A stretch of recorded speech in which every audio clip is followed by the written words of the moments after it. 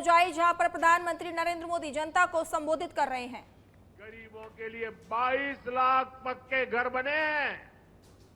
गरीबों के 22 लाख पक्के घर। आप बताएंगे आंकड़ा कितने घर बने हैं? 22 लाख। उधर से आवाज आए, कितने बने हैं? कितने बने हैं? कितने बने हैं?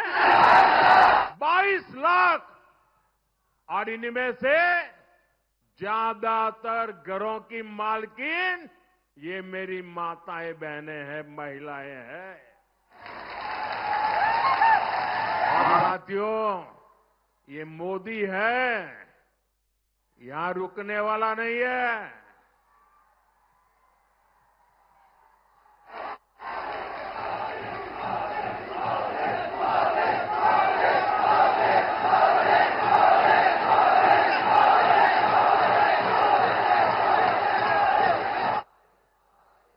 ये मोदी है, यहां रुकने वाला नहीं है।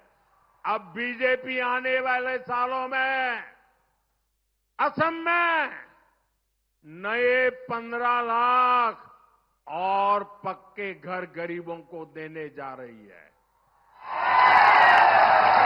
यानी जिन्हें अब तक पीएम आवास योजना का लाभ नहीं मिला है, उन्हें आगे इसका लाभ जरूर मिलेगा। साथियों, ये मोदी की गारंटी है।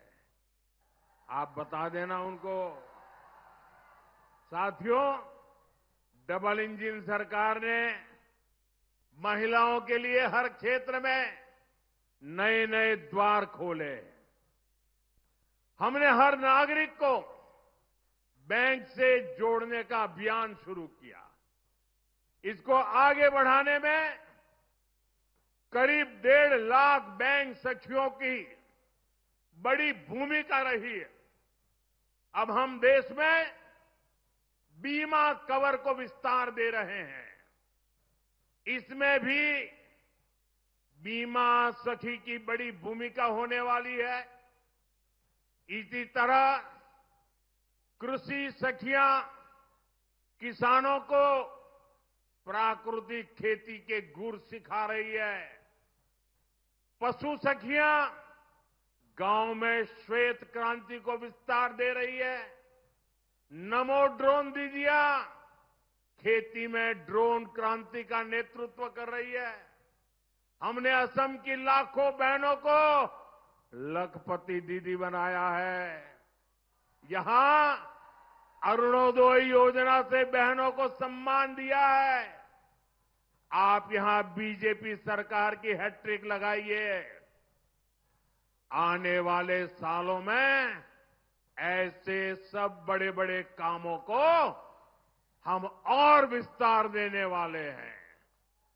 साथियों, 21वीं सदी के सपनों को पूरा करने के लिए विधानसभा और संसद दोनों जगह ज्यादा से ज्यादा महिलाओं का पहुंचना जरूरी है। इसलिए महिलाओं को 33% आरक्षण देने का कानून बनाया गया है। 40 साल से मामला लटका हुआ था। 40 साल बाद ये संभव हुआ है। अब ये भी आवश्यक है कि महिलाओं को ये हक 2029 के लोकसभा चुनाव में ही मिलना शुरू हो। 3 साल के बाद लोकसभा का चुनाव आएगा। हम चाहते हैं 33% सांसद के रूप में मेरी महिलाएं दिल्ली पहुंचे। बोलो, होना चाहिए कि नहीं होना चाहिए? महिलाओं को हक मिलना चाहिए कि नहीं मिलना चाहिए? 2029 के चुनाव में मिलना चाहिए कि नहीं मिलना चाहिए? और इसके लिए कुछ कानूनी अड़चनें हैं, उसको दूर करनी पड़ेगी। और इस काम के लिए मेरी देश की महिलाओं को अधिकार देने के लिए 16 अप्रैल से संसद का स्पेशल सेशन बुलाया गया है। इससे देश की आधी आबादी को तो लाभ होगा ही, हर राज्य की सीटें भी बढ़ेगी, नुकसान किसी का नहीं होगा। महिलाओं के लिए एक्स्ट्रा सीटें बढ़ाई जा रही है। साथियों, ये बहुत बड़ा निर्णय होना है।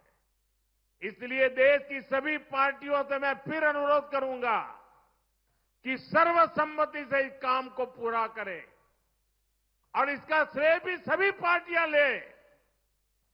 असम की सभी बहनों से भी मेरा आग्रह है कि आप भी सभी नेताओं, सभी दलों पर दबाव डालिए कि सर्वसम्मति से ये 16, 17, 18 पार्लियामेंट में काम हो जाना चाहिए। होना चाहिए कि नहीं होना चाहिए? बहनों को अधिकार मिलना चाहिए कि नहीं मिलना चाहिए?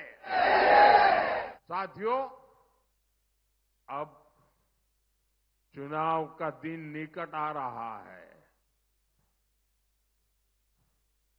बहुत कम समय बचा है। अब कुछ ही घंटे शेष है। अब कितने दिन मतदान के बाकी है गिनना बंद करो। कितने घंटे बाकी है वो गिनो और हर घंटे में मतदाताओं को मिलने के लिए क्या काम करना है। अंतिम घंटों में आप सभी को परिश्रम की पराकाष्ठा करनी है। असम के हर परिवार को मिलना है। मिलेंगे? एक एक मतदाता को मिलेंगे? जरा जोर से बताइए, मिलेंगे? पूरी ताकत से बताइए, मिलेंगे? हर पोलिंग बूथ में जाएंगे? हर पोलिंग बूथ जीतेंगे? क्या इस बार वोटिंग का रिकॉर्ड तोड़ेंगे? जैसे आज सभा में रिकॉर्ड तोड़ा है, वैसा ही मतदान में रिकॉर्ड तोड़ेंगे? विजय में रिकॉर्ड तोड़ोगे? और अच्छा, आप घर घर जाएंगे तो मेरा एक काम करेंगे आप लोग? जरा हाथ ऊपर करके बताइए, मेरा एक काम करेंगे? सबके सब बताइए, मेरा एक काम करेंगे? वादा करते हैं ना, करेंगे ना? मैं आप पर भरोसा करूं?